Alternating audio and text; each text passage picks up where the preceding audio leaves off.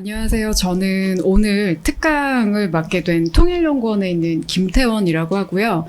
일단 제목은 미국의 이란 공습 그리고 북한, 제가 국제법적 쟁점과 시사점 이렇게 잡았는데 그 이유 중에 하나는 제 주된 그 분야는 그러니까 법학 중에서 국제법이에요. 그러다 보니 저희 연구원에서 어떤 뭐 통일 관련된 거, 북한 관련된 거 여러 가지 현안들에 의해서 조금 직업병이기도 한데 어떻게든 국제법적 쟁점, 국제법적 시각에서 볼 수 있는 거는 없나라는 걸 보는 부분도 있고요.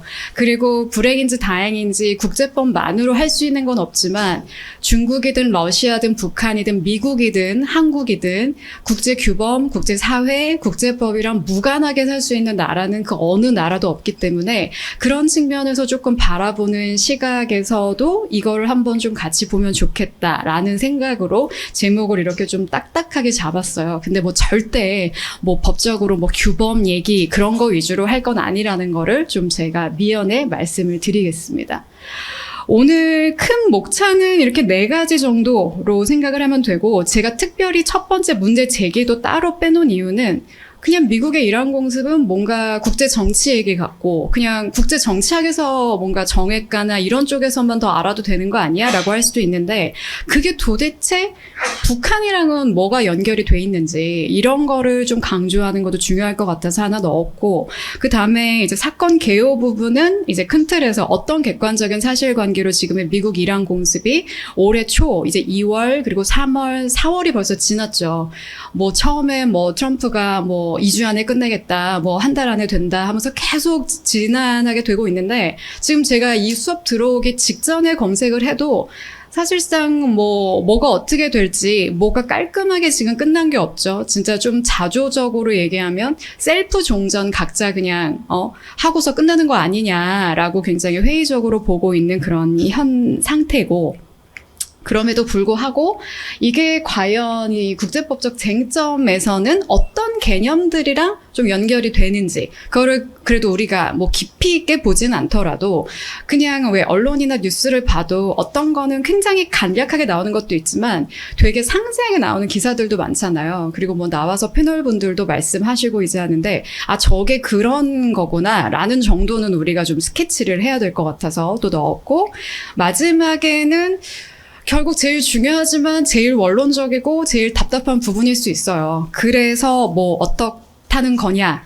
결국 한반도 안보에 주는 거, 우리 생활에 주는 그런 메시지는 뭐냐라고 해서 요런 순서로 이제 진행을 하겠습니다.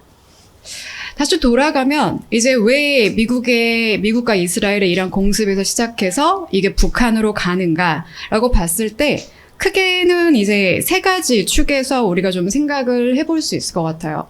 그 국제법적으로 봤을 때는 이제 무력 사용 금지, 벌써 말부터가 무력 사용을 금지한다라는 거겠죠. 왜냐하면 이게 개인과 개인의 관계에서도 무력을 사용을 하면 안 된다라는 게 암묵적으로 우리가 공감대가 형성되어 있듯이 그 국제 사회의 모든 그걸 관통하는 하나의 논리 중에 하나는 개인 대 개인이 국가 대 국가로 그냥 확장됐다라고 생각해도 굉장히 무리가 없는 부분이 많을 때가 있어요.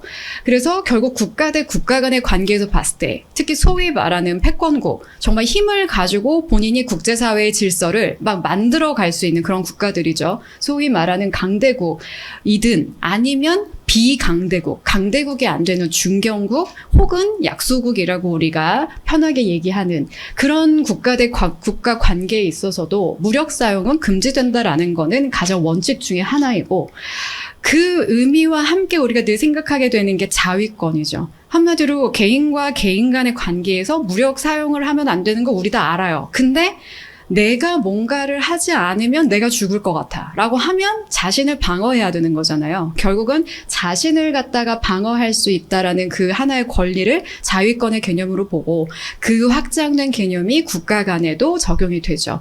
그래서 이 자위권이나 이런 것들을 허용이 되느냐 안 되느냐에 대해서 어떻게 보면 우리는 그 국제 규범이나 국제법을 가지고서 우리는 자위권을 쓴 거다, 저쪽에서는 아니야, 너네는 지금 자위권을 쓸 상황이 아니었는데 과도하게 먼저 예민하게 반응해서 소위 말해서 선제적으로 뭔가 공격한 거야. 이 논리가 계속 팽팽하게 싸워가는 그런 관계인 거죠.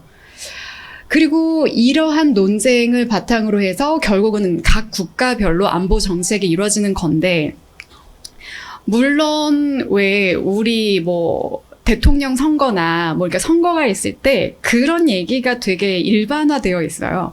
경제 이슈는 어떻게 하냐에 따라서 소위 말해서 표가 되는데, 안보 이슈, 뭐 이런 외교 정책 이런 이슈는 굳이 이렇게 국민들의 입장에서도 잘 와닿지 않는 게 많다. 그래서 뭔가 이렇게 선심성으로 뭔가를 하기도 어렵고, 또 제일 중요한 건 이런 안보 정책, 이런 외교 안보 정책들은 우리 혼자만 원하는 대로 할 수가 없는 거잖아요.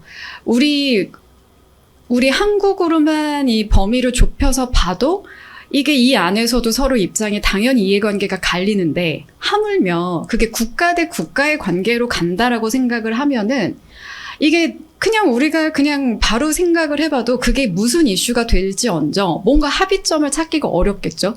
그리고 둘 다 서로의 실익, 국익을 극대화하려고 하기 때문에 그 접점을 찾기가 어려운데, 그 안에서 한국은 우리 그 나라의 그런 국격, 뭐 위상 엄청 발전을 했지만 기본적으로 물리적인 베이스가 우리가 소위 말하는 미국이나 중국만큼 뭔가 그들과 동일한 외교 전략을 취할 수 없는 현실은 우리가 인정을 하고 가야 되는 거잖아요. 그래서 그 안에서 정말 매 사안에 대해서 약간 줄타기 외교를 할 수밖에 없는 게 한국을 비롯한 대부분의 국가들이겠죠. 그래서 아마 여러분이 느낀 적이 있으신지 모르겠는데, 이런 한국과 EU, 유럽에 있는 그 많은 국가들이 뭐 이렇게 좀 같은 뜻으로 행동을 하는 경우가 국제사회에서 생각보다 꽤 돼요. 근데 그 이유는 그 각국의 역사적인 배경과 이게 다 달라도 현 시점에서 봤을 때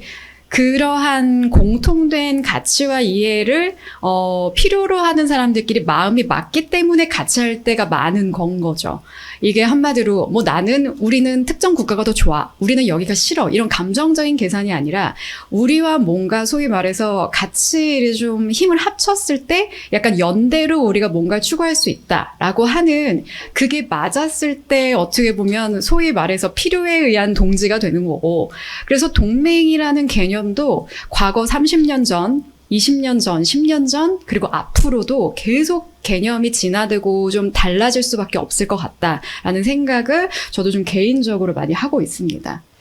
결국 제일 중요한 거는 이제 뭐 이란 전쟁이 됐든 러시아 우크라이나 전쟁이 됐든 이게 한반도, 그중에서도 우리 한국 어떻게 이제 영향을 미치냐인데, 그냥 한 줄로 조금 단언하자면 이란과 북한을 갖다가 비교하는 경우들도 많은데, 이란 전쟁보다 만약에 이 일이 북한을 타겟팅해서 일어났다라고 한다면 그 이슈는 훨씬 더 가까이 빠르게 파급이 될 것이다. 그리고 물리적으로 단순하게만 생각을 해도요, 이란을 공습한 미국, 이스라엘은 물리적으로 거리가 꽤 그러니까 멀리 떨어져 있습니다. 그러니까 수백 킬로, 수천 킬로 떨어져 있는 관계이기 때문에 이게 이쪽에서 공격을 했을 때 그 징후가 포착이 돼서 우리가 뭔가 그거에 대응을 하고, 이런 게 이론적으로나마 가능하다면 서울과 만약에 뭐 개성을 예로 든다? 우리 불과 50킬로거든요.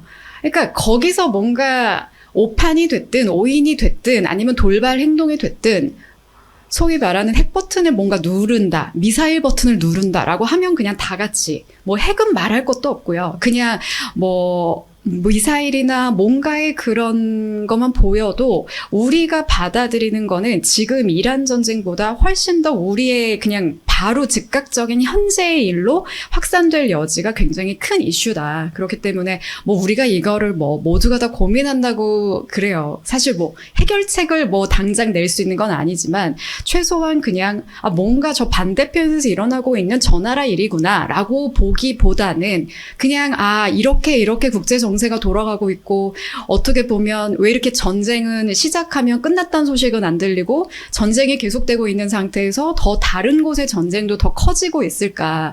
아, 이게 진짜 이러다가 한반도 전쟁의 리스크를 더 키우는 거 아닌가 이런 생각을 여러분이 뭐 직간접적인 경험을 통해서 조금 더 넓혀 가신다면 그래도 좀 더 우리의 안보 차원에서 좀 더 경각심을 다 같이 키울 수 있지 않을까라는 생각을 한번 해봅니다. 이란 공습의 정말 최소한의 사실관계예요. 사실 요즘 저도 이렇게 뭐 강의가 됐든 아니면 뭐 세미나가 됐든 하다 보면 요즘은 정보가 너무 지나치게 많아서 뭐 그렇게 디테일한 객관적인 정보는 뭐 매 시간마다 업데이트가 되잖아요. 그래서 결국 핵심은 지난 2월 말에 이제 미국과 이스라엘이 이란에다가 이제 공습을 한 거죠. 근데 그때 이유는 미국 측의 입장에서는 이란의 이제 그런 원유 시설이나 이런 인프라를 이제 타격해서 공습을 시작하는 걸로 이제 했는데 한마디로 이란이 뭔가 이제 액션을 취한다라는 고급 정보를 이제 우리는 받았다. 그래서 그거를 내버려두면 안 됐기 때문에 우리가 먼저 한마디로 예방적으로 타격을 한 거다라는 주장이 큰 틀에서 봤을 때 미국의 입장이에요. 그러면서 이제 전쟁이 본격화됐는데 그러다 보니 초기에 미국이 이제 이란을 갖다 타격했을 때는 뭐 지휘통제 시설이라든지 미사일 관련한 목표에 이제 집중을 했었죠. 그런데 그 이후로는 딱 그렇게 타겟한 그 초기 타격에서 나아가서 자꾸 이제 영내로 확산됐고 그러다 보니 우리가 지금 귀에 정말 못이 박히게 듣고 있는 그 뉴스에 맨날 나오는 호르무즈 해협으로 이제 모든 이제 관심이 쏠리게 된 거예요. 그래서 지금 전 세계적인 차원에서 에너지 안보에 굉장히 큰 파장을 주고 있고 이란 공습 같은 경우는 이게 조금 참고로 말씀을 드려야 되는 게 이란 공습을 한 이제 트럼프에 대해서 이게 가장 논란이 될 수밖에 없었던 이유는 한마디로 한 국가가 뭐 그 이유가 무엇이 되었든 한 국가를 무력으로 침공한 거에 해당을 하잖아요. 근데 이 트럼프 2기 행정부 들어서 그런 유사한 전례가 지금 계속 좀 쌓아오면서 누적되고 있는 그런 맥락에서 우리가 좀 이걸 봐야 될 것 같아요. 불과 올해 초 1월에는 그 베네수엘라의 그 마두로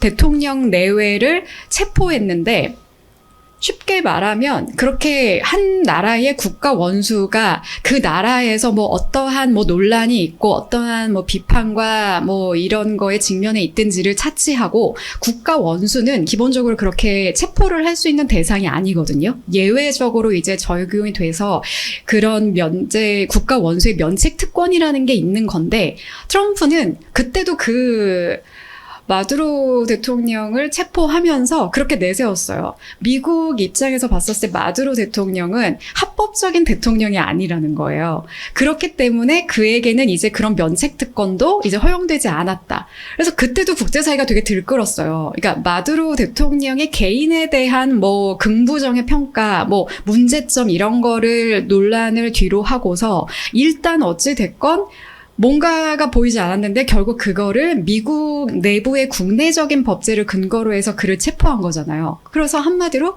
트럼프가 본인 입으로도 얘기했죠. 나는 국제법 뭐 이런 거 뭐 다 뭐 상관없다. 그렇게 1월에 보이고 나서 2월에 심지어 이렇게 이란 공습을 한 거죠. 그러니까 이렇게 보이고 있는 트럼프 2기 행정부의 이런 모습들이 기본적으로 그동안의 국제사회가 서로가 저는 그거는 인정해요.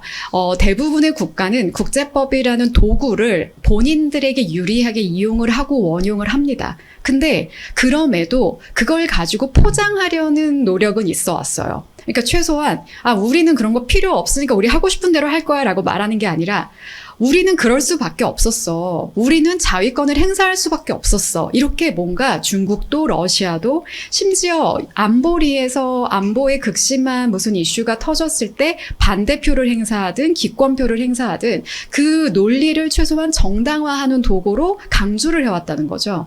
그런데 요즘 보이고 있는 모습은 그런 포장조차도 하지 않으려고 한다라는 거는 정말로 예전의 시대로 돌아가는 힘의 논리로 100% 지배되는 진짜 위험한 그런 약육강식을 뛰어넘어서는 진짜 우리 다 같이 석기시대로 가게 되는 하나의 지점일 수도 있기 때문에 이걸 대해서 국제사회가 굉장히 큰 우려를 하고 있는 겁니다.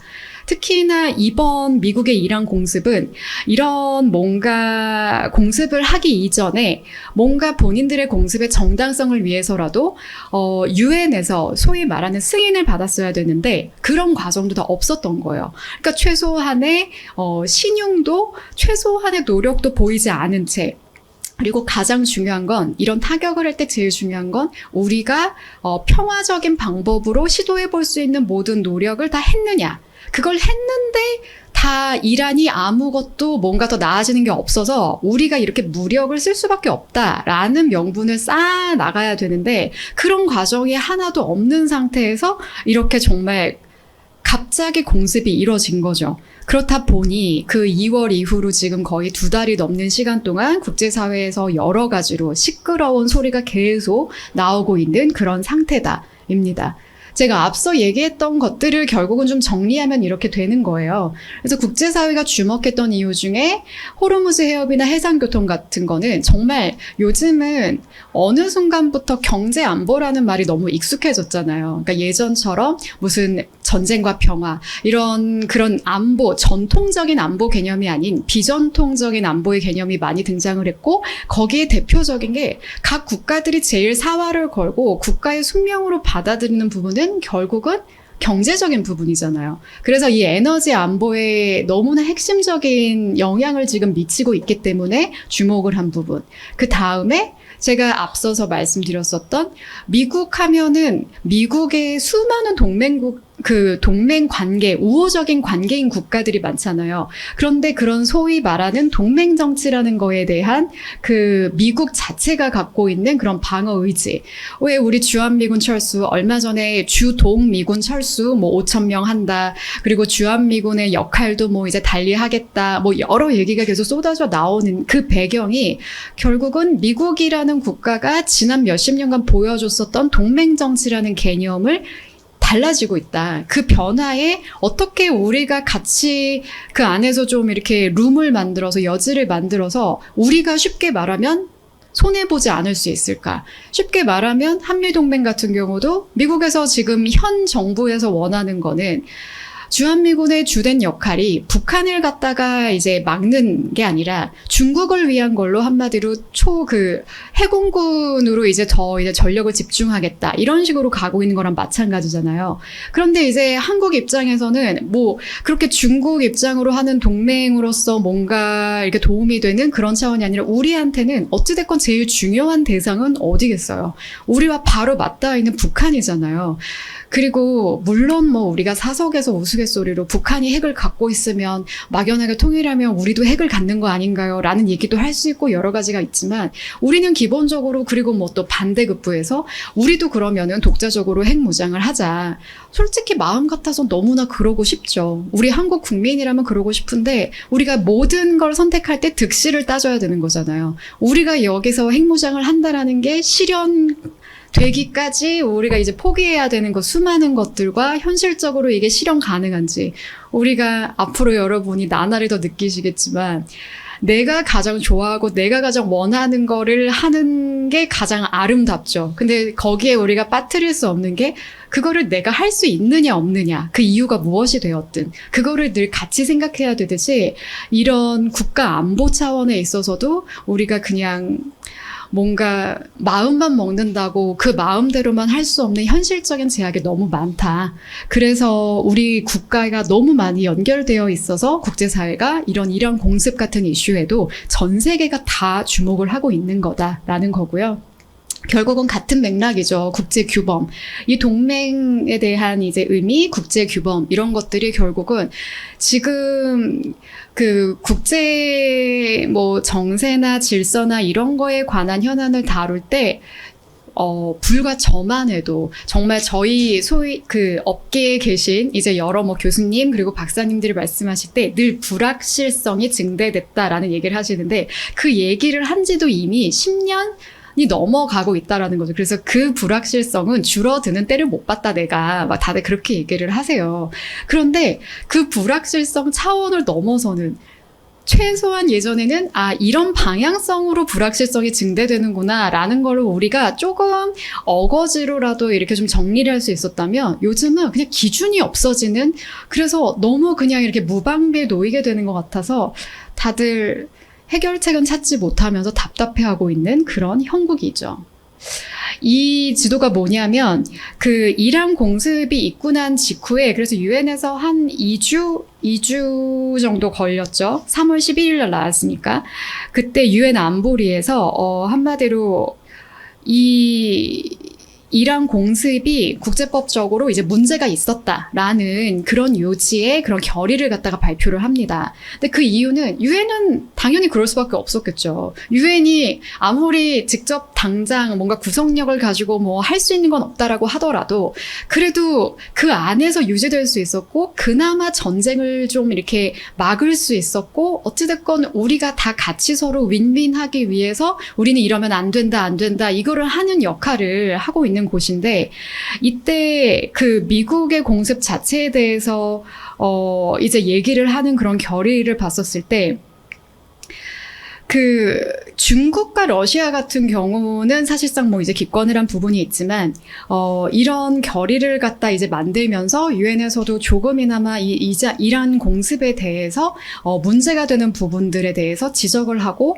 하나의 목소리를 각 국가가 따로따로 내는 것보다는 같이 내는 게 중요하기 때문에 안보리에서도 이제 서로들러 이렇게 결의를 좀 채택을 하고 했었습니다. 그 가장 근거가 되는 것들은 바로 이런 국제법에서 원용한 그 근거가 있겠죠. 결국 우리가 처음에 얘기하고 있었던 무력 사용 금지 원칙인 거죠. 기본적으로 유엔 헌장에서 이제 이렇게 정말 소위 말하는 그런 국제법의 출발점에 기반해서 갖고 있는 게 이 2조 사항의 원칙이고, 원칙적으로는 금지하는데 우리가 원칙만 갖고 살 수는 없잖아요. 그리고 늘 예외적인 상황이 너무나 많이 나오고, 그래서 그 대표적으로 꼽고 있는 게 안보리에서 미리 승인을 받는 거예요. 이런 예를 들면 공습이나 이런 것들에 대해서. 그리고 하나는 또 자위권 행사. 그 두 가지가 유일한 이제 예외에 해당할 수 있는 건데, 이게 굉장히 어려운 게 공격을 받았을 때, 그리고 또는 정말로 이제 임박한 공격이 눈앞에 있을 때 자신을 방어하기 위한 제한된 무력 행사, 자위권을 행사할 수 있는 건데, 이게 정말 자위권 행사였느냐, 미국이 보인 이란의 공습이, 그 질문에서부터 우리는 이제 이 얘기들을 다 하고 있게 되는 겁니다. 그렇다면 그 자위권이라는 거는 도대체 우리가 어떻게 판단할 수 있냐? 왜? 입장에 따라 다르잖아요. 내가 생각할 때는 자위권에 정당했어. 근데 상대가 생각할 때는 말도 안 된다. 우리가 이렇게 얘기를 할 수 있듯이 나름의 기준이 있어야 되기 때문에 그 기준으로 삼고 있는 게 이렇게 대표적으로 세 가지다라고 얘기를 할 수가 있습니다. 첫 번째는 이제 임박성이에요. 말 그대로 이 정말 공격이 진짜 눈앞에 있었는가? 뭔가 내가 행동을 취하지 않으면 안 되는 상황에 정말 내 코앞에 몇 시간 안에 뭔가 위험으로 다가온 임박성이 있었느냐가 가장 중요한 기준 중에 하나고요. 그에 또 이제 상응하는 조건이 필요성이라는 건데, 제가 서두에 말씀드렸듯이 이런 뭔가 무력 사용이 금지됐는데 무력을 사용하려면 외교적으로 노력이 정말 충분히 됐는지, 혹은 뭐 유엔이나 다른 절차를 통해서 이런 이란의 문제를 막으려는 노력이 충분히 이루어졌는지, 결국 그런 사전적인 몇 가지가 반드시 요구되는데, 그런 것들이 다 이제 생략된 상태로 어떻게 보면 넘겨짚는 거죠. 그냥 그런 것들은 해봐야 뭐 의미가 없을 것 같으니 그냥 나는 이렇게 하겠다라고 하면서 보이는 거는 이제 불충분하다는 거죠. 그래서 반드시 다른 수단으로는 그 평화적인 수단에 해당되는 것들을 막을 수 없었는지라는 필요성이 굉장히 중요하고, 또 절대 빠뜨릴 수 없는 게 이 비례성이에요. 그 방어를 하는 거에 있어서 필요한 그 범위를 넘지 않았는지, 예를 들어서 뭐 이란의 그런 핵 관련된 시설이 문제였다라고 하면 거기만 딱 이제 국한이 돼야 되는 거죠. 그런데 이번에 미국의 이란 공습은 그게 거기를 시작으로 했지만 점점 수많은 민간인들에게도 영향을 미치는 방향으로 이게 너무나 이제 커졌기 때문에 그런 부분에 있어서도 이미 비례성을 채우지 못했다라는 측면이 많습니다. 그래서 뭐 학계에 좀 국한된 얘기겠지만 이 미국의 이란 공습 자체에 대해서 자위권을 충족했는지에 관해서 이제 나오고 있는 뭐 여러 뭐 연구나 이제 논의들을 보면 공통적으로 이 세 가지를 다 좀 충족하지 못했다라는 게 조금 더 다수의 견해에 해당한다라고 우리가 좀 간략하게 생각을 하면서 넘어갈 수 있을 것 같고요. 그럼에도 불구하고 이 미국의 이 이란 공습을 나름 정당화하는 논리도 있을 거고, 그리고 좀 비판하는 논리가 있겠죠. 어떻게 보면 그 비판하는 논리는 제가 지금 앞서서 계속 반복적으로 얘기했던 것들을 정리한 거라고도 볼 수 있습니다. 우리가 방금 전에 살펴봤었던 그런 뭐 필요성, 임박성, 비례성 이런 것들에 이제 부족하다라는 게 기본적인 비판 논리에 해당을 할 거고, 그리고 안보리의 승인이 없는 진짜 말 그대로 광범위한 공습이었다는 거. 그리고 이런 것들을 그냥 이렇게 방치하면 앞으로 어느 국가든지 자의적으로 판단을 해서 이런 무력을 사용할 수 있잖아요. 왜 어떤 국가가 생각할 때는 1년 이내 저 나라가 우리나라 안보에 뭔가 위협이 될 것 같아. 근데 그 판단 기준은 지극히 자의적일 수밖에 없는데, 이런 것들을 하나 둘 그냥 내버려 두다 보면은 이거는 말 그대로 그냥 전쟁의 시대로 그냥 진입을 하는 거죠. 왜냐하면은 모두가 저쪽에서 쉽게 말하면 지금 일본에서 예를 들어서 헌법을 개정하고 그렇게 하고 있는데, 그런 것도 이렇게 맞닿아 있는 우리가 볼 때는 굉장한 안보의 위협이라고도 생각할 수 있는 거거든요. 그렇지만 그거를 당장 임박한 위협으로 보고 우리가 무력을 사용할 수 있느냐, 이거는 또 안 될 말이기 때문에 그런 기준을 갖다가 흐리는 굉장히 대표적인 사례가 될 수 있고, 특히나 미국이라는 국가가 갖고 있는 그 존재감이라고 해야 될까요? 이런 국제사회의 이런 유행과 국제 규범과 자유주의 질서를 어느 정도 리드하고 있었던 국가의 그 수장이 보여주는 그런 결정이라고 했다고 하기에는 너무 그 파장이 크기 때문에 비판하는 논리가 계속 반복적으로 제기가 되고 있는 거고요. 그와는 반대로 미국의 입장도 있겠죠. 미국과 이스라엘의 입장에서 봤을 때는 한마디로 이란이 그때 굉장히 강력하게 뭔가 문제를 일으킨 걸 아니라고 해석을 한다고 치더라도 너무 그에 못 미치는 조금 소규모라고 해야 될까요? 그러니까 약한 강도로의 그 위협을 계속 해왔다는 거예요. 그러니까 이란이 조금씩 계속 나를 신경을 거슬리게 한 거죠. 쉽게 말해서. 어느 날 갑자기 하늘에서 폭탄이 떨어지듯 보이는 것까지는 아니었더라도 이런 지속적인 위협, 그리고 주체가 이란이 아니어도 이란을 갖다가 같이 지지하는 소위 세력들이 있잖아요. 근데 그들의 대리 세력의 지원들, 이들의 행동 자체가 이런 누적된 공격에 대한 이제 우리의 한마디로 예방적인 대응이었다라고 미국은 얘기를 하고 있습니다. 그러면서 우리가 이제 생각해 볼 것도 이제 누적된 공격이라는 거, 그리고 이제 지속적 자위라는 거. 그래서 지금 굉장히 뭐 최근에 1년에 뭐 러시아 우크라이나의 전쟁, 미국의 이란 공습, 이런 정말 굵직굵직한 이런 전쟁들이 우리에게 기존에 갖고 있었던 그런 외교 안보적인 그 개념들에 대해서 이 개념이 지금 현재 어떤 버전으로 진화를 하고 있는지, 어떠한 개념인지 되게 돌이켜보게 만드는 계기를 많이 만들고 있는 것 같아요. 그래서 이렇게 공습을 옹호하는 쪽, 비판하는 논리는 그래도 이렇게 조금 대조해서 간략하게 볼 수 있다라는 정도는 우리가 알면 좋을 것 같고요. 이거랑 덧붙여서 우리가 생각해야 되는, 여러분이 그래도 뭔가 이렇게 관련된 소식을 접했을 때 기억해 주셨으면 하는 게 선제라는 단어, 예방이라는 단어인 것 같아요. 솔직히 우리가 평상시에는 선제나 예방을 혼용해서 쓰는 경우들도 있어요. 큰 의미를 부여하지 않고 쓸 때는. 근데 이게 법적으로도 아니면은 이런 특히 이게 학술적인 개념으로 봤을 때는 전혀 다른 의미입니다. 정말 천지 차이가 되는 개념인데, 선제는 말 그대로 공격이 임박했을 때 즉각적으로 방어 자세를 취하는 거죠. 한마디로 이거는 예외적으로 허용이 되는 거예요, 선제는. 왜냐하면 우리가 개인 대 개인의 관계로 봤을 때 저쪽이 나를 공격할 것 같아. 그러니까 나는 살기 위해서 나는 어느 정도 선제적으로 뭔가를 움직이는 거야. 하기 때문에 이제 예외적으로 허용이 되는 범위라면, 예방이라는 거는 당장 나한테 그렇진 않은데 뭔가 한 1년, 3년 뒤에 나를 괴롭힐 것 같아. 그리고 뭔가 무슨 일이 있을 것 같아. 라는 이유로 상대가 아직 공격을 개시한다거나 개시 직전까지 이르지 않은 것 같은데도 우리가 그런 말 쓰죠. 그냥 싹을 잘라버린다고. 조금 그거에 가까운 개념이 예방에 가까운 겁니다. 그래서 선제와 예방을 이런 논리와 본인들의 작구의 해석을 통해서 우리는 이게 선제가 아니라 예방이야 라고 주로 해명하는데 이제 그 의미들을 많이 쓰는데 이거는 분명히 좀 차이를 둬야 된다라는 거고 국제법은 뭐 대체로 이런 선제적인 거는 좀 위험하고 정당화되기 어렵다고 보는 경향이 많죠. 왜냐하면은 이렇게 선제를 갖다가 다 이렇게 용인해주게 됐을 때는 국제사회 질서라는 게 유지될 수가 없는 거거든요. 그렇기 때문에 이 선제라는 것과 예방이라는 거에 대한 개념을 우리가 좀 분명히 하면서 좀 이런 사안들도 바라보면 도움이 될 것 같답니다.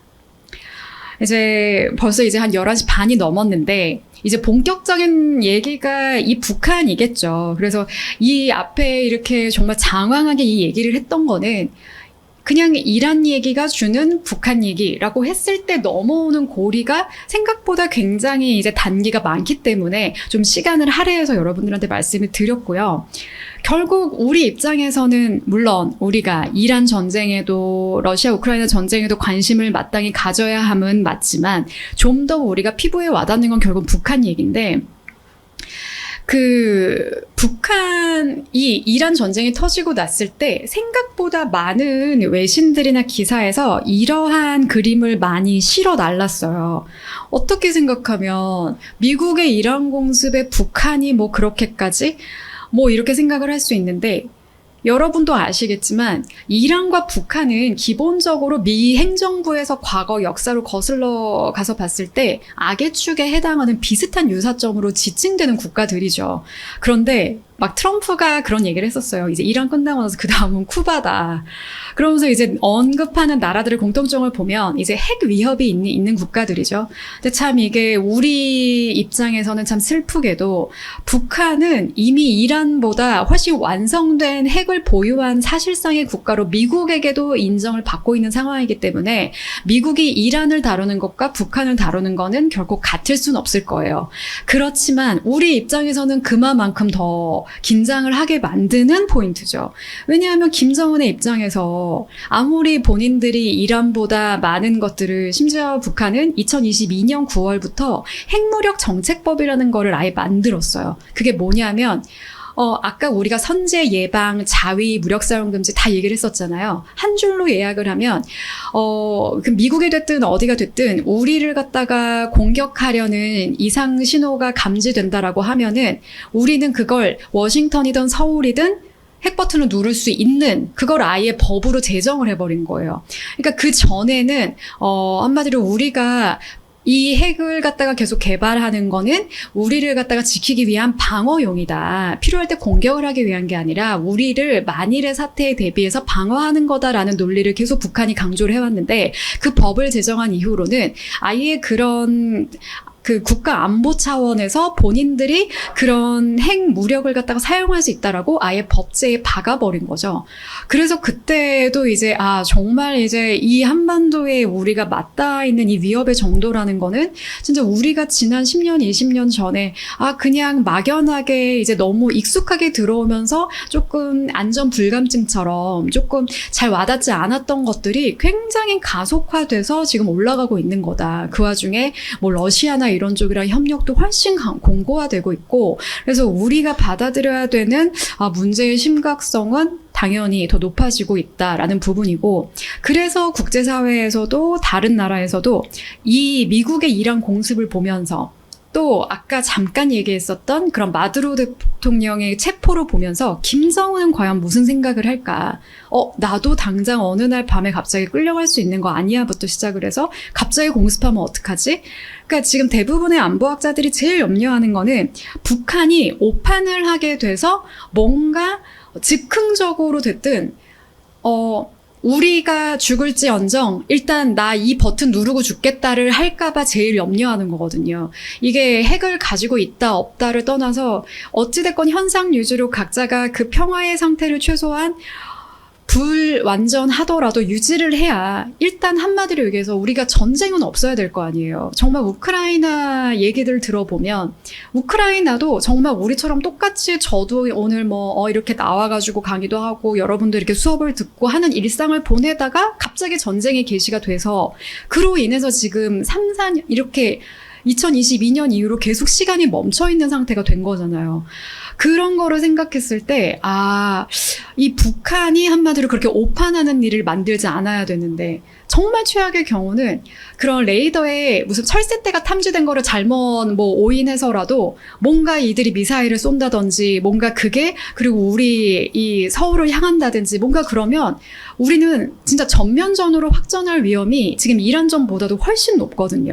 그래서 그런 측면에서 이란과 북한의 공통점이 기본적으로 대략적으로만 꼽아도 이렇게 한 3가지가 된다. 미국과 장기적인 적대 관계이기도 하고요. 핵 미사일 위협이 가장 큰 문제겠죠.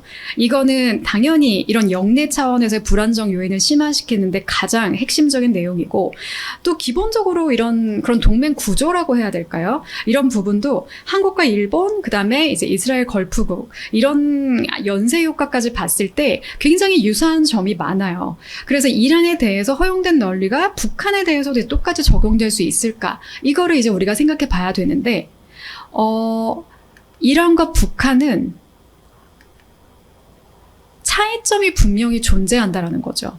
여기서 차이점이 조금 우리 이란보다 덜 위험하네로 우리가 받아들일 수 있는 차이점이면 참 좋을 것 같은데, 솔직히 노파심이면 차라리 좋겠죠. 근데 이제 늘 그렇게 얘기하잖아요. 안보에 있어서는 뭔가 최악을 대비해야 되는 게 중요하기 때문에 우리는 늘, 왜냐하면 이런 거는 진짜 한번 그렇게 전쟁 혹은 그 전에 그런 일이 일어나기 전 단계에서 우리가 그건 벌어지고 나면 되돌릴 수 없는 일이 돼버리거든요. 그렇기 때문에 그 위험성을 우리가 생각을 해본다면 먼저 첫 번째로 핵 현실이 너무 다르죠. 그러니까 이란을 지금 두고 트럼프가 하는 여러 말 중에 하나는 이란을 이 상태로 내버려두면 북한처럼 될 것 같아서 우리가 먼저 행동에 나선 거다라고 얘기를 하는데, 그 말을 역으로 돌려보면 북한은 이미 그 위험 단계의 비유를 하자면 완성형에 가까운 존재인 거죠. 근데 우리는 그 북한과 같이 살아야 되는 운명인 거고, 그래서 북한은 이미 사실상 핵 능력을 상당 부분 현실화한 상태인 거고, 그 능력을 보유한 나라에 가까운 존재라고 미국뿐만 아니라 우리 그리고 전 세계가 보고 있기 때문에 그 북한의 핵 위협을 그렇게들 얘기하잖아요. 가끔 이제 그런 비핵화에 대해서 비핵화가 의미가 없다, 비핵화가 필요 없다라고 생각을 하시는 분은 저는 감히 말하건대 없을 것 같아요. 그런데 비핵화를 강조하자 비핵화라는 얘기를 현실적으로 하는 건 이제 의미가 없어졌다라고 나눠지는 이유는 결국은 이제 우리가 뭔가 예전에 한 10여 년 전만 해도 북한을 상대로 대북 정책을 수행함에 있어서 비핵화 얘기를 꺼내는 게 현실적으로 비핵화를 하려는 목표로 갈 수 있었던 건데, 이제는 너무 많은 현실이 달라져 버린 거죠. 우리가 원하든 원하지 않든. 그렇기 때문에 좀 더 현실적인 접근법으로, 그래서 이번 정부도 어찌됐건 핵 동결을 갖다가 지금 얘기를 하고 있는데, 그렇게 동결시키는 것만으로도 현상 유지가 실질적으로 생각했을 때 최선이다라고 생각하기 때문에 이제 그분들도 그렇게 얘기를 하시는 거고, 또 좀 과거처럼 그럼에도 비핵화 얘기를 멈춰서는 안 된다라고 하시는 분들은 그렇게 얘기를 해도 이렇게 됐는데, 그거를 갖다가 우리가 그냥 공식적으로 인정하고 받아들이는 순간 더 그거는 가속화될 것이다 라고 얘기를 하시는 것 같아요. 그런 문제가 바로 우리의 북핵 문제고, 우리의 일상과 직결될 수 있는, 우리의 10년 뒤, 20년 뒤와 너무 맞닿아지는 가장 큰 문제라는 거. 그리고 이것도 굉장히 중요한 것 같아요. 제가 처음에 얘기했지만 우리는 지리적으로 너무 가까워요. 정말. 그래서 진짜 우리 서울에서 만약에 수원 이런 데까지 한 50km라고 생각한다고 하면 정말 그거랑 비슷한 거리에서 우리는 진짜 그 전면전으로 확대할 수 있는 그런 위험이 너무 도사리고 있는 거고, 그렇기 때문에 만에 하나 한반도에서 그게 5인이든 5판이든 우연한 우발적인 충돌이든 국지적인 충돌이 일어난다고 하면은 우리 주위에 또 얼마나 패권국이 많습니까? 중국, 러시아, 미국 뭐 여러 강대국들이 얽혀서 정말 핵전쟁이라는 말은 입에 담고 싶지 않지만 진짜 전면전으로 비화할 가능성이 굉장히 농후하다라는 거를 물론 여러분이 지금 다른 삶으로도 여러 가지가 팍팍하고 저 역시도 뭐 마찬가지지만 이런 것들을 그게 저는 우리도 정전체제로 정말 지금 70여 년이 넘었고 어떻게 보면 북한 핵 문제도 그렇고 김정은 얘기 그 위에 김정일 막 이제 이런 심지어 우린 김주의 얘기까지 듣고 있잖아요. 그래서 그런 거 보면 왜 사람이 아무리 뭐 맞는 얘기고 필요한 얘기여도 똑같은 얘기 계속 들으면 피로감이 너무 커지잖아요. 그리고 가장 슬픈 건 so what이죠. 그래서 뭐 어떡할 건데 이 얘기가 뭐 조금 다른 결이지만 북한 인권도 마찬가지예요. 북한 인권 심각하고 안 됐어. 우리가 뭔가를 해주고 싶어. 국제사회에서 힘을 내서 지적을 하고 싶어. 그런데 그게 뭐 해결이 되나? 오히려 그들을 더 옥죄는 걸로 역효과만 있는 거 아니야? 라고 얘기하는 것처럼 아무리 들어야 되고 맞는 얘기여도 조금 그런 걸 듣다 보면 내가 당장 해결할 수 없으니까 도피하고 싶은 인간의 기본 심리가 있는 것 같아요. 근데 저는 그게 우리의 입장에서 봤었을 때 북한이라는 존재에 대해서 갖고 있는 우리 한국인의 정서 중에 하나가 될 수도 있지 않을까라는 생각을 해보는데, 그렇게 답답하지만 그렇다고 우리가 그거에 대해서 아예 망각하고 회피를 한다라고 하면은 그거는 진짜 어느 날 무슨 일이 벌어졌을 때 우리가 분단된 게 우리의 의지로 된 게 아니잖아요. 우리의 결정으로. 아, 어차피 좋은 옵션은 없어. 근데 49대 51로 그나마 이게 낫네? 라고 해서 우리가 한 게 아니라 우리는 정전협정의 당사국이 아니에요. 체결돼서 그거를 갖다 유지하고 있는 입장이 아니기 때문에 우리 마음 같아서는 지난 몇십 년이 흘렀고 우리나라 일인데 우리가 당연히 행위자고 주도적으로 우리가 당사자지라고 하지만 당사자임에도 불구하고 당사자가 아닌 그런 굉장히 정말 좀 뭐라고 할까요? 슬픈 이미 역사를 갖고 있기 때문에 앞으로의 일은 정말 유사한 사례가 반복돼서는 안 된다라는 생각을 저는 최소한 개인적으로 많이 하고 있고, 그거는 여러분들도 지금 20대 그리고 앞으로 30대 40대 앞으로 정말 그 몇십 년 안에 진짜 원하든 원하지 않든 저는 그걸 많이 느껴요. 통일 인식 얘기할 때 굉장히 많이 관심도 없어지고 떨어져 있는데 참 부끄러운 얘기지만 저조차도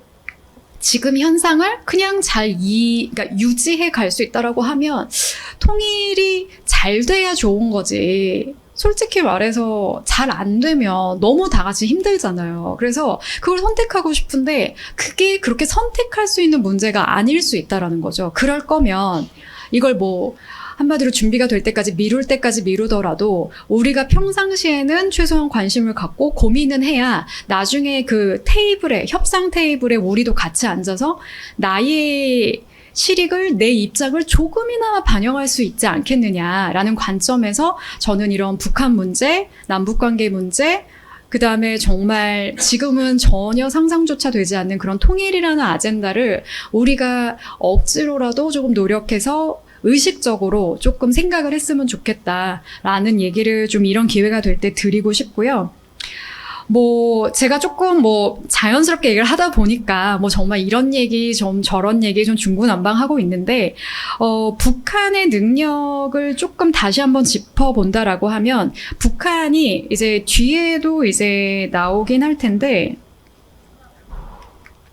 일단은 그 북한의 입장에서는 딱 그런 거예요. 정말 정권의 존립을 갖다가 받고 있는 거고 체제에 위협이 된다라고 생각하고 자기들의 체제를 지키기 위한 유일한 카드는 그들에게는 북한 핵인 거예요. 그렇기 때문에 이 귀한 핵, 이거를 내가 한마디로 북한은 그 모든 것과 맞바꾼 거거든요. 정말 그 핵을 개발시키고 사실상 지금의 핵 보유국 지위를 얻기까지 위해 정말 모든 거를 다 바꾼 케이스이기 때문에 우리가 입장을 바꿔서 김정은이라고 한번 생각을 해보면 김정은이 그 핵을 어떻게 포기하겠어요? 나는 이거 없으면 죽는다라고 생각을 할 텐데. 그렇기 때문에 지금 아니면 늦고 이거를 사용도 못 해보고 그냥 내가 없어질 것 같으면 없어지기 전에 차라리 사용한다라고 그냥 같이 치킨 게임에서 핸들을 꺾지 않는 거죠. 그런 상황이 일어날 수 있기 때문에 우리는 그리고 전쟁이 났을 때 뭐 그들은 뭐 그걸 선택할지언정 우리 입장에서는 우리가 지금 영위하고 있는 이 일상을 우리는 이어가야 되잖아요. 그러려면 우리가 생각했을 때 좀 솔깃하고 우리의 기분이 조금 좀 좋아. 쉽게 말하면 좀 그렇게 좀 지르고 싶은 대로 지를 수 있는 것과 우리가 정작 현실적으로 좀 택할 수 있는 그런 정책의 방향이나 좀 전략은 다를 수밖에 없다라는 거고, 그 이유는 결국 다시 돌고 돌아서 리스크 체인, 이 위험 사슬이 계속 순환이 되는 거죠. 그러니까 북한이 타격 징후를 만약에 포착을 해요. 그러면 이제 김정은 체제, 김정은 정권에서는 공포감이 극대화되겠죠. 지금 안 쓰면 아예 핵을 잃어버릴 수도 있다. 그렇게 되면 더 오판을 하게 되고 그 미국이나 뭔가 이제 한국을 향한 그런 의도 자체를 최악으로 해석하게 돼서 핵미사일을 선제적으로 뭔가 이렇게 사용을 하게 되는 거죠.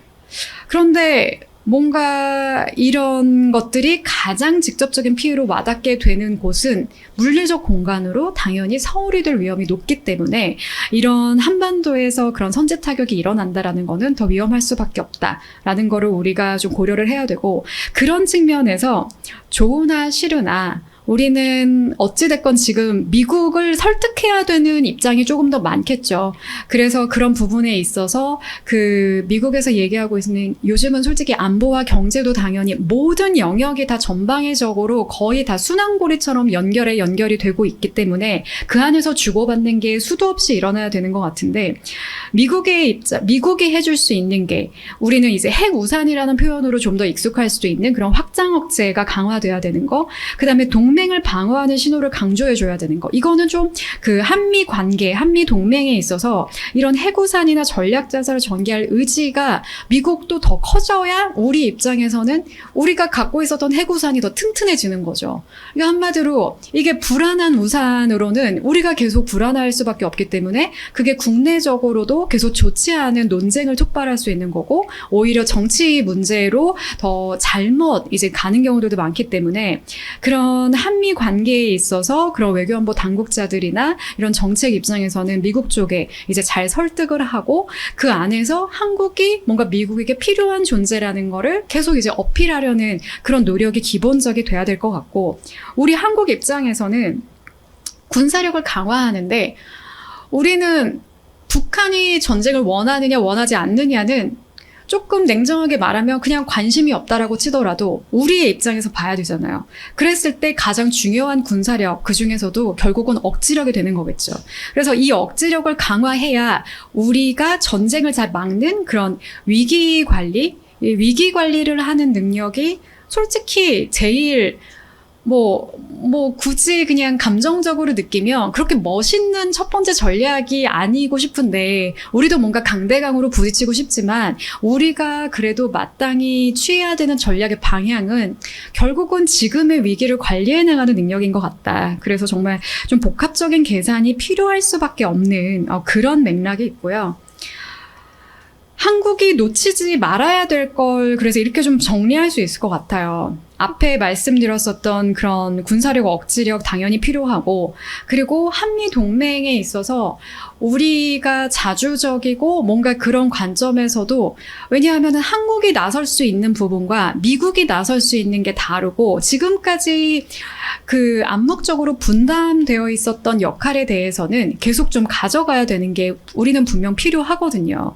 그렇기 때문에 그런 것들을 발판으로 해서, 또 제가 아까 우리가 전혀 이해관계가 뭔가 겹치지 않을 것 같은 이유 같은 것들하고 우리가 굉장히 생각보다 접점이 많다라는 얘기도 결국은 그런 정말 유엔 안보리의 P5에 속하는 그런 상임이사국들, 진짜 미국, 중국, 러시아 이 정도 규모가 아니고서는 대부분은 이런 그런 국제사회를 유지할 수 있는 그런 최소한의 울타리라고 해야 될까요? 허들이라고 해야 될까요?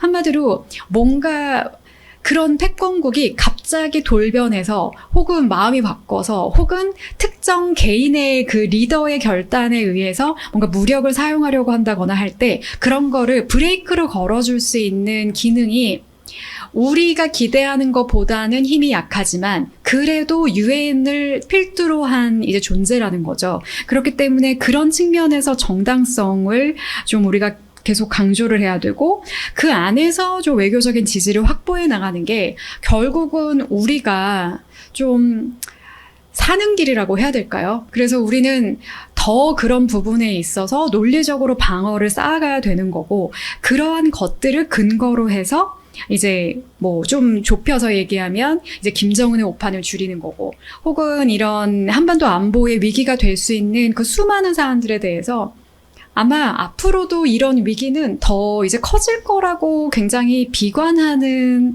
시선이 좀 더 많은 것 같기는 해요. 누가 그러더라고요. 굉장히 참 슬픈 그냥 농담이었는데 러시아 우크라이나 전쟁이 끝났나? 라고 얘기를 하는 거예요. 근데 그 말인지 러시아 우크라이나 전쟁이 초반에 시작했을 때는 우리 모든 뉴스가 다 러시아 우크라이나 전쟁으로 도배가 됐었어요. 근데 그게 이제 생각보다 장기화되고 이제 길어지고 지난해지고 하니까 사람들도 다 각자의 일상으로 이제 돌아가잖아요. 그러니까 일단 우리의 관심에서 멀어지는 상태로 이란 전쟁이 터진 거죠. 그러니까 이제 또 모든 이제 언론과 모든 사람들의 관심은 또 다 글로 이제 도배가 됐어요. 그래서 러우 전쟁은 그냥 이렇게 잊혀진 상태로 진행이 되고 있고 지금 이 시각에도 그 와중에 이란 전쟁 생겼고 솔직히 이게 과연 단기간 내에 정말 이상적인 종전으로 끝날 수 있을지 지금 모두가 다 좀 물음표를 찍으면서 지금 보고 있는 그런 시점이기 때문에 앞으로도 이런 유사한 전쟁은 늘 있을 수 있고 와닿지는 않겠지만 지금 언제 전쟁이 일어나도 이상하지 않을 것 같은 걸로 랭킹이 쫙 나오는 거 보면요. 대만도 있고요. 우리도 있어요. 그러니까 우리는 이렇게 몇십 년을 살았으니까 그냥 뭐 그런가 보다 이제 하고 북한이 미사일 쏘는 게 한두 번이야. 뭐 이제 이러면서 넘어가는데 그리고 뭐 북한이 핵을 어떻게 했다라고 해도 그 핵을 쏘는 순간 자기도 죽을 텐데 설마 뭐 누르게 하겠어? 이제 이렇게 되는데 결국 우리가 느끼는 것보다 외부에서는 진짜 요즘 정말 관광객들도 너무 많이 오고 너무 분위기가 그래도 좋아져서 다행이다 싶긴 하지만 늘 그 관점에서 봤을 때는 위험한 지역의 대표적인 랭킹의 상위 랭킹 되어 있다라는 거를 우리가 지금 이 대한민국에서 살고 있는 사회 구성원으로서 좀 잊지 않았으면 좋겠다라는 생각을 해봅니다. 그래서 이제 좀 정리를 할게요. 그래서 핵심적인 메시지는 결국 전쟁이라는 거는 국제법적으로도 국제사회에서 당연히 쉽게 허용되지 않고 허용돼서도 안 되겠죠. 허용되는 순간 모두가 다 이제 최악의 시나리오를 이제 접하게 되는 거고 그러나 이제 그런 패권국 강대국들은 그런 규범보다 어떻게 보면 본인들이 그런 것들을 다 판을 바꿀 수 있다라고 생각하는 국가들이기 때문에 그러한 상황에 있어서 우리가 더 정당성을 가지고 좀 더 기본적인 그런 기준을 가지고 좀 더 흔들리지 않는 입장을 가져가야 될 것 같고요. 결국 공격을 할 능력이 나는 돼, 안 돼도 중요하지만 그런 일이 일어나고 났을 때 우리가 어떻게 이거를 잘 뒷수습이 될까, 감당이 될까 이거를 좀 늘 생각을 했으면 좋겠습니다. 그래서 아무래도 뭐 한반도 안보에서 더 중요한 것들 그리고 이 이란 전쟁을 보면서 북한 문제에는 또 어떻게 적용이 되는지 이러한 질문들도 우리가 한 번쯤 생각해 볼 수 있을 것 같고요.